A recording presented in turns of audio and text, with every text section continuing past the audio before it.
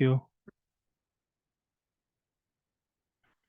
Thank you, Mr. Chairperson, and thank you, the Congress President, Professor Okamoto, and the leadership of the Asian Association of Endocrine Surgeons for your kind invitation for me to talk on hereditary pheochromocytoma and paraganglioma. I wish to acknowledge the help extended by my colleague, Dr. Vishwakchandar, and all my colleagues in the Department of Endocrine Surgery here at SGPGIMS Lucknow, India, in conducting pheochromocytoma surgeries over the years and for preparing this talk. Pheochromocytoma and paraganglioma are interesting tumors and account for less than 1% of all secondary hypertensives. More interestingly, they are recognized to be amongst the highest inheritable form of any endocrine tumors. Currently, anything between 1/3 and 2/3 of all pheochromocytoma paraganglioma are believed to be familial in form, and the probability of they being familial are higher in pediatric age group patients and in patients who have extrarenal pheochromocytoma. So we know there are at least 12 different genetic syndromes associated with pheochromocytoma or paraganglioma, and currently there are at least 20 well-characterized PPGL driver genes and an increasing number of potential disease-modifying genes known to us. If you look at the germline and somatic mutations which account for pheochromocytomas or which occur in patients with pheochromocytoma, there are a number of them which affect the germ cell as germline mutation. These include the RET, the VHL, the SDH mutations, and then there are somatic mutations such as NF1. And some of them, they can occur both as a germline mutation and somatic mutation, and the common four being the RET, the VHL, the SDH subunits mutation, and the NF1. In current days literature, we find that roughly about 40% of all pheochromocytoma patients harbor germline mutation of one kind or the other. Another 30% harbor somatic mutations, and then the rest of the 30% do not carry any of the known gene mutations. But who knows, in coming future, in near future, we might find more putative mutations which account for even these 30% of pheochromocytoma paraganglioma patients. The clinical manifestations of pheochromocytoma and paraganglioma and various other components of syndromes that are associated with gene mutations related to pheochromocytoma paraganglioma vary considerably. And the common fours that we all talk about mostly, these include the RET mutation causing multiple endocrine neoplasia syndrome type 2 and type 2B. And the NF1, the neurofibromatosis type 1, the VHL, and mutation of the SDHB subunits, and a varying proportion of patients and with these syndromes would have associated just pancreatic or pituitary tumors, renal cell cancers, cafe ole macules, neurofibromas, medullary cancers, and various other components. So let me focus on the common four forms of familial pheochromocytoma paraganglioma, and these include mutations in any of the subunits of the SDH, the von Hippel-Lindau or the VHL gene mutation related to pheochromocytomas, the MEN2A and 2B, which are related to the RET mutations, and the neurofibromatosis type 1, the NF1. Here is an example of a 63-year-old female who presented with a classical triad of headache, palpitation, and sweating. And she had the classical pheochromocytoma paraganglioma syndrome related to SDHB mutation. This patient underwent bilateral adrenalectomy for pheochromocytomas and also underwent excision of left infrahilar paraganglioma and ertocaval paraganglioma excision. All these were benign paragangliomas or pheochromocytomas.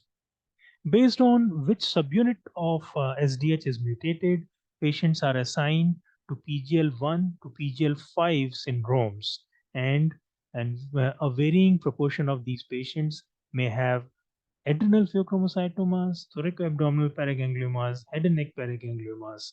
Some of them may have multifocal disease, some of them have malignancy, and rarely these may be associated with renal cell cancers in PGL4 and PGL1, and GIST and pituitary adenomas in certain others. This young patient presented with the triad of headache, palpitation, sweating, and young onset hypertension, and had a significant family history in form of multiple family members being affected with CNS hemangioblastomas. And this is the setting which we know is of pheochromocytoma associated with VHL or von Hippel-Lindau.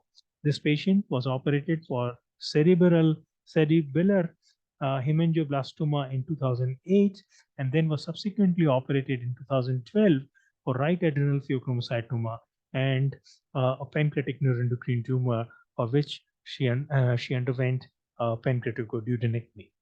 So indeed, this patient had a VHL syndrome with manifestation in form of pheochromocytoma and pancreatic neuroendocrine tumor and cerebellar hemangioblastoma. VHL syndrome is characterized by presence of benign and malignant tumors affecting the CNS, the kidneys, adrenal, the pancreas, and the reproductive organs. 10 to 20% of patients with VHL manifest with pheochromocytoma at an average age of 30 years, and this may range between 5 and 58. VHL patients are recommended to undergo annual ultrasound of the abdomen to detect any retroperitoneal pheochromocytomas or paragangliomas starting 5 years of age, and then after 16 years, they are recommended to undergo annual plasma metanephrines or 24-hour fractionated urinary metanephrine levels for assessment or detection of pheochromocytomas. Uh, type 1 VHL has low risk for pheochromocytoma. It is the type 2 VHL which is associated with relatively higher risk of pheochromocytoma, and the subtype 2C is the one which has pheochromocytoma alone as a manifestation. This next patient was a relatively young patient presenting with a triad of sweating, palpitation, hypertension, and a family history of secondary hypertension and neurofibromas. On examination, she had multiple cafe au lait spots, neurofibromas, and Lisch nodules. And of course, she had hypertension, high catecholamine levels, and a 5 centimeter right adrenal mass. Her genetic testing yielded NF type 1 mutation detection, and then she was subjected to right laparoscopic adrenalectomy, and the histology of the tumor was consistent with pheochromocytoma. This next patient was a 30-year-old female who presented with an incidentally detected adrenal mass. She was normotensive, but on retrospective history taking, she had episodes of headache, palpitation, sweating, and she had a family history of medullary cancers and young onset hypertension. She was found to be having a thyroid nodule, and as I said, multiple family members in 3 generations had medullary cancers and pheochromocytomas. On further evaluation, we did confirm that she had medullary cancer, had high catecholamine levels, and she had pheochromocytoma as well as medullary carcinoma in the thyroid. And she then underwent genetic testing, and we found a RET634 mutation in her case, and she then had a stage surgical treatment in form of transperitoneal right total adrenalectomy and left cortical sparing adrenalectomy, and few days later underwent total thyroidectomy with central compartment lymph nodal dissection. This next patient was a 17-year girl. When she presented initially to us, she had, besides having medullary cancer and pheochromocytoma, the classical lumpy and bumpy lips, which were because of mucosal neuromas. She had marfanoid habitus. She was in close follow-up after her adrenalectomy and MTC surgery. She was normotensive all these 8 years in follow-up. She did not manifest with any contralateral pheochromocytoma and had a relatively stable metastatic MTC. Unfortunately, she succumbed after meeting with a road traffic accident 8 years in follow-up.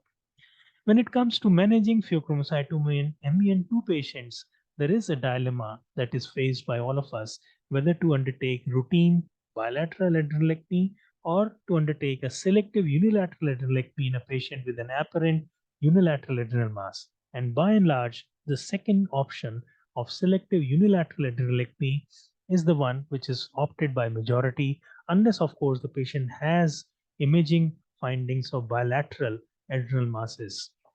Uh, in probands or in family members of MEN2 who are carrying the RET mutation, it is recommended they should undergo annual plasma metanephrine or 24-hour urinary fractionated metanephrine beginning 8 years of age in carriers of mutations of MEN2B or those who have codon 634 or 630 mutations, and in other RET mutation carriers and in FMTC carriers.